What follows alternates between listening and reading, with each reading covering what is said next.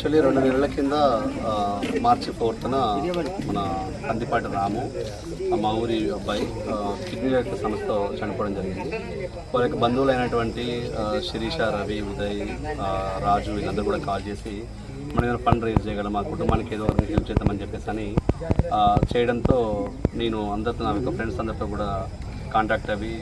హైదరాబాద్ విష్ణు వీళ్ళందరూ కూడా అందరం కలిసి ఏదో ఒకరికి హెల్ప్ చేయాలని చెప్పేసి అని ఒక Instagram and Facebook, WhatsApp reels ద్వారా అందరూ స్ప్రెడ్ చేయడం జరిగింది. దానిలో భాగంగా దాదాపు 600 మంది